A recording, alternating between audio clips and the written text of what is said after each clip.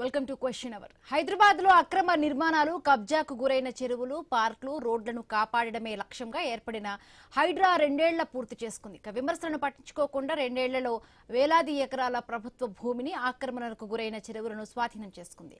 సామాన్య ప్రజానీకం నుండి రాజకీయ నేతల వరకు, ఆఖరికి సినీ సెలబ్రిటీల నుండి బడాబాబుల వరకు ఎవ్వరినీ వదలలేదు. ఆక్రమణకు గురైన నిర్మాణాలను నేలమట్టం చేసి ప్రభుత్వ భూమిని స్వాధీనం చేసుకుంది. తొలి ఏడాదిలో 30,000 కోట్ల విలువైన భూమిని, రెండవ ఏడాదిలో 1,00,000 కోట్లకు పైగా విలువైన భూమిని ప్రభుత్వ ఆధీనంలోకి తీసుకుంది. చెరువుల వద్ద ఆక్రమణలను తొలగించడమే కాకుండా చెరువుల అభివృద్ధిని కూడా చేపట్టింది. మొదటి దశలో 6 చెరువులను అభివృద్ధి చేయగా మరొక 3 చెరువులు పనులు జరుగుతూ ఉన్నాయి. రెండవ విడతలో 14 చెరువుల పనులను చేపట్టింది హైడ్రా.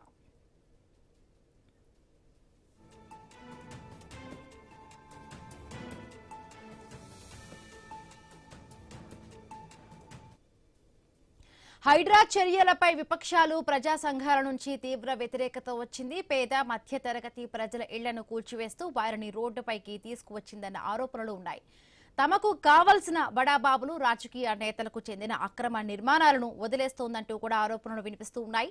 చట్టపరమైన నోటీసులు ఇవ్వకుండా, కనీసం ప్రత్యామ్నాయం చేసుకోవడానికి కూడా సమయం ఇవ్వకుండా హడావుడిగా కూల్చివేతలు చేపడుతోందన్న విమర్శలు కూడా ఉన్నాయి. ప్రైవేటు భూముల విషయంలో కోర్టు ఉత్తర్వులు ఉన్నా పట్టించుకోవడం లేదని ప్రతిపక్షాల నుంచి ఆరోపణలు వస్తున్నాయి. అసలు 2 ఏళ్లలో హైడ్రా సాధించిందేంటి? పోగొట్టుకున్నదేమిటి? చెరువులను రక్షించడంలో హైడ్రా విజయం సాధించిందా? 2 ఏళ్ల హైడ్రా పనితీరును ఎలా చూడాలి? ప్రజలు, రాజకీయ నేతల నుంచి వస్తున్న విమర్శల సంగతేంటి? ప్రభుత్వం టార్గెట్ చేసిన ప్రాంతాల్లోనే కూల్చివేతల? హైడ్రా ముందున్న అతిపెద్ద సవాళ్లేంటి?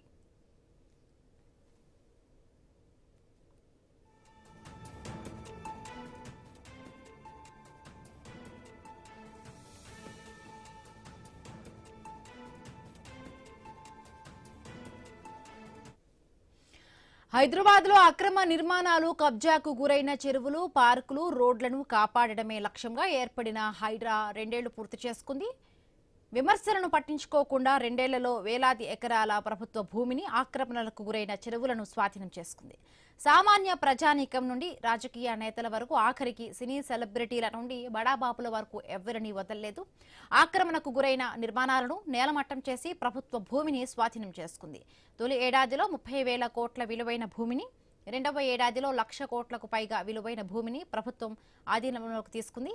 చెరువుల వద్ద ఆక్రమణలను తొలగించడమే కాకుండా చెరువుల అభివృద్ధిని కూడా చేపట్టింది.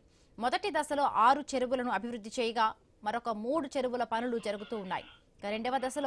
రెండవ విడతలో 14 చెరువుల పనులను చేపట్టింది హైడ్రా.